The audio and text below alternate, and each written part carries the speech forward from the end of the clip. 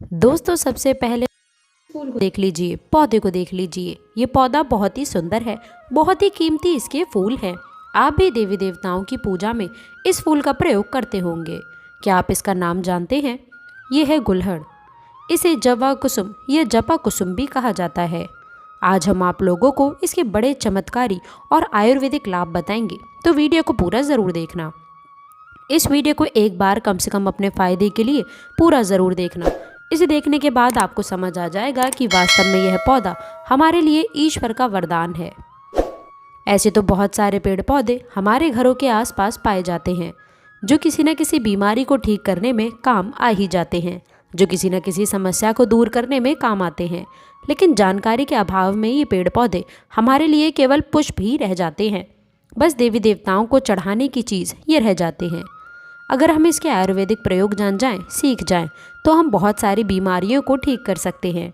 और इसके हम चमत्कारी लाभ जान जाएं, तो कई प्रकार की अपनी समस्याओं को चुटकियों में समाप्त कर सकते हैं, धनवान बन सकते हैं, जीवन में चल रही परेशानियों को हम तत्काल दूर कर सकते हैं।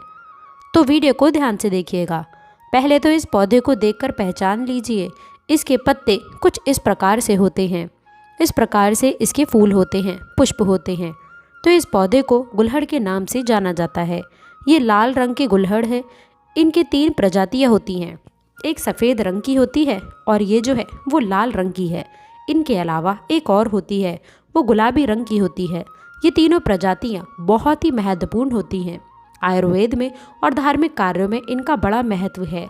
पूजा पाठ करते हैं तो उसमें इनका बहुत महत्व है। तो चलिए अब आपको इसके विभिन्न प्रकार के चमत्कारी लाभ की ओर ले चलते हैं। इस पौधे का अंग्रेजी नाम हिबिस्कस है। आप इसके बारे में नेट पर या फिर गूगल पर सर्च कर जान सकते हैं। इसके बारे में आपको विभिन्न प्रकार की जानकारी मिलेगी। ये पौधे आपके घरों के आसपास बहुत ही आसानी से देखने को मिल जाते हैं, जहाँ भी रहते हों। इसे बहुत से लोग गमलों में या फिर अपने बगीचों में शोभा बढ़ाने के लिए भी लगाते हैं। कुछ लोग इसे गार्डन में भी शोभा के लिए लगाते हैं। आप हमें कमेंट सेक्शन में ज़रूर बताइएगा कि इस पौधे को आपके यहाँ किस नाम से जाना जाता है। अब पहले जानते हैं इसके कुछ लाभ। इस पौधे को लगाने से क्या होता है। हम इसके धार्मिक महत्व से शुरुआत करते हैं, फिर इसके आयुर्वेदिक प्रयोग बताएंगे, फिर इसके विभिन्न प्रकार के चमत्कारी प्रयोग बताएंगे। तो सबसे पहले कमेंट बॉक्स में लिखें ओम नमः शिवाय। दोस्तों ऐसा माना जाता है कि यह पौधा जहाँ पर लगाया जाता है वहाँ सकारात्मक ऊर्जा का संचार हो जाता है। वहाँ पर जो नकारात्मक ऊर्जा होती है उसे खत्म करने का कार्य करता है। घर में इस पौधे को लगाना बहुत ही शुभ और मंगलकारी माना जाता है। जिन लोगों की कुंडली में सूर्यदेव का प्रभाव अच्छा नहीं है, उन्हें अपने घर में इस पौधे को ज़रूर लगाना चाहिए। सूर्य कमज़ोर होने के कारण व्यक्ति डरपोक हो जाता है। व्यक्ति के अंदर से साहस खत्म हो जाता है। व्यक्ति को कार्य में सफलता नहीं मिलती। व्यक्ति को मानहानि, धनहानि और अंगचर्य संबंधी बीमारियां आती हैं। तो ऐसे कुछ लक्षण हैं। इन लक्षणों को देखकर आप समझ सकते हैं कि आपको भी सूर्य दोष लगा हुआ है। ऐसे में ये पौधा आप अपने घर में लगा लीजिए।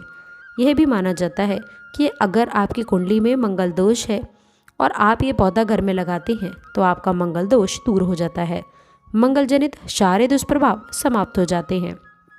आपको इसकी विभिन्न प्रकार की जानकारी हम बताएंगे, लेकिन उससे पहले आपसे रिक्वेस्ट करते हैं कि वीडियो को लाइक ज़रूर करिएगा, दोस्तों को शेयर कर दीजिएगा।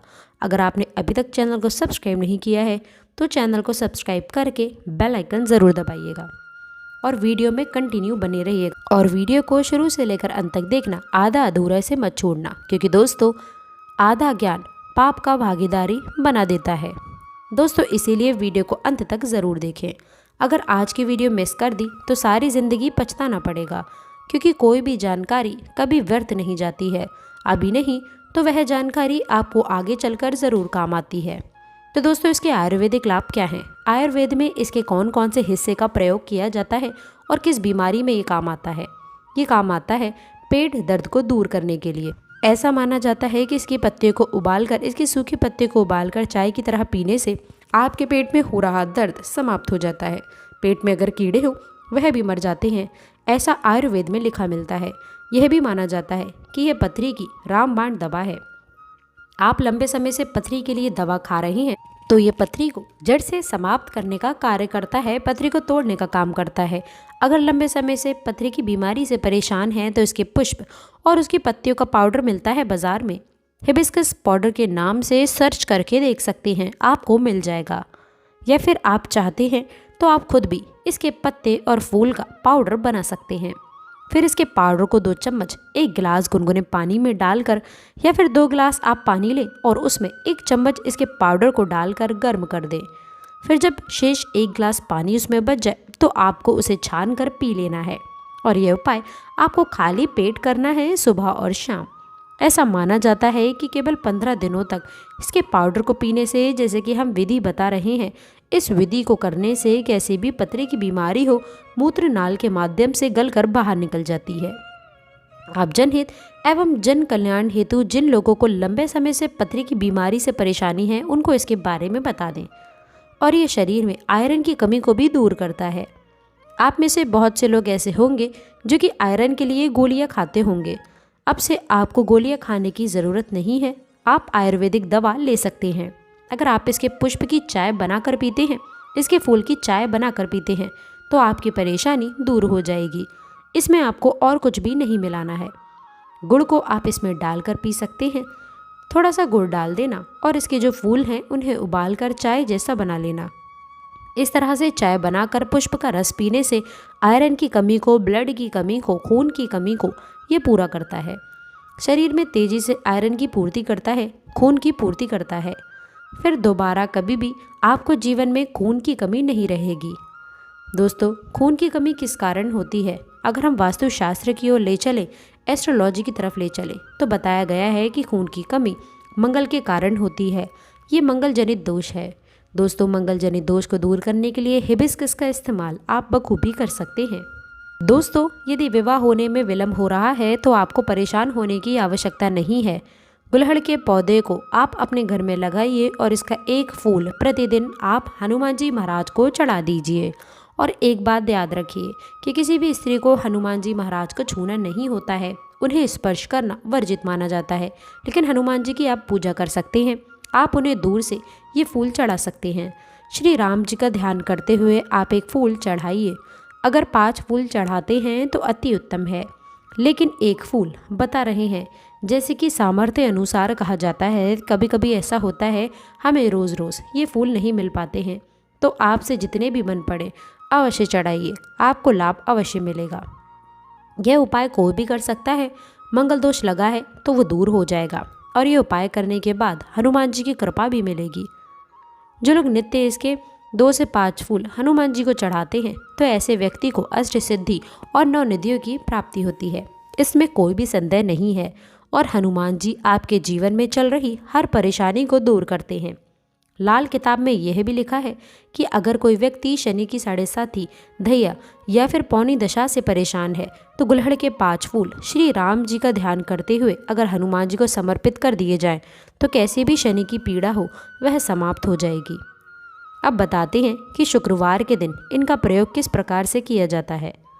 तो दोस्तों, अगर आपकी कोई विशेष प्रकार की मनोकामना है तो शुक्रवार के दिन माता लक्ष्मी को इसके 21 फूलों की माला अर्पित करें। संध्या काल में, जब ना दिन हो ना रात हो, जिसे मध्यम समय कहा गया है। संध्या काल में माता लक्ष्मी के समक्ष घी का दीपक जलाकर विशेष मनोकामना बोलते हुए इसके फूलों की माला बनाकर चढ़ाइए। आपकी वो मनोकामना अवश्य पूरी हो जाएगी। ये माता लक्ष्मी को शुक्रवार के दिन चढ़ा दीजिए। जो भी विशेष मनोकामना होगी केवल 3 शुक्रवार तक ये उपाय करने से पूर्ण हो जाएगी। इससे 100% लाभ मिलता है, इसमें संदेह बिल्कुल ना करें। ये प्रयोग प्रमाणित है, बहुत से लोग इसका फ़ायदा उठा चुके हैं। इसके बाद बताना चाहेंगे कि आप में से कई लोग ऐसे हैं जो माता रानी के भक्त हैं, अर्थात माता नव दुर्गा जी के भक्त हैं। तो एक काम करना, अगर आप माता रानी से कुछ विशेष प्रकार के वरदान की प्राप्ति करना चाहते हैं, कहने का तात्पर्य है कि जैसे धन चाहिए, दौलत चाहिए, संतान चाहिए, पति की लंबी उम्र चाहिए, धन सुख वैभव सब कुछ चाहिए, आप चाहते हैं कि आपको नौकरी की प्राप्ति हो जाए, कोई विशेष आपकी मनोकामना हो, तो ऐसा माना जाता है कि शुक्ल पक्ष के गुरुवार के दिन से या फिर सोमवार के दिन से इसके 9 फूलों की माला बनाकर नित्य 9 दिनों तक रात्रि काल में 9 बजे के बाद माता नौ दुर्गा को प्रतिदिन केवल 9 दिनों तक इसे चढ़ाना होता है। लाल रंग की गुलहड़ का आपको प्रयोग करना है। कोई विशेष मनोकामना है तब यह उपाय करना है। उस मनोकामना को पूर्ण होने से ब्रह्मांड की कोई भी शक्ति नहीं रोक पाएगी। आप ये उपाय अवश्य कर लें। खास करके माता नवदुर्गा को प्रसन्न करने के लिए गुलहड़ के फूल चढ़ाए जाते हैं। ऐसा भी बताया जाता है, हमारे धर्मशास्त्रों में लिखा है कि अगर माता नवदुर्गा को गुलहड़ का एक फूल चढ़ा दिया जाए तो उसका एक पुण्य सहस्त्र गोदान के बराबर होता है। 1000 गौमाता का दान करने से जो पुण्य की प्राप्ति होती है, उतना ही पुण्य केवल गुलहड़ का एक फूल माता नवदुर्गा को चढ़ा देने से मिल जाता है। यह भी कहा जाता है कि माता नवदुर्गा बड़े बड़े पकवान से, बड़ी बड़ी साधना से, बड़े बड़े धार्मिक अनुष्ठान से, बड़े बड़े जो माता को प्रसन्न करने के लिए उपाय किए जाते हैं, उनसे प्रसन्न जितना नहीं होती उतना केवल एक ही गुलहड़ का फूल चढ़ा देने से हो जाती हैं। तो दोस्तों, गुलहड़ के फूल का उपाय आप अवश्य करें। तो दोस्तों, आशा करते हैं कि वीडियो में दी गई जानकारी आपको पसंद आई होगी। वीडियो अच्छी लगी हो तो वीडियो को लाइक करके चैनल को सब्सक्राइब ज़रूर करें। अंत तक जुड़े रहने के लिए आप सभी का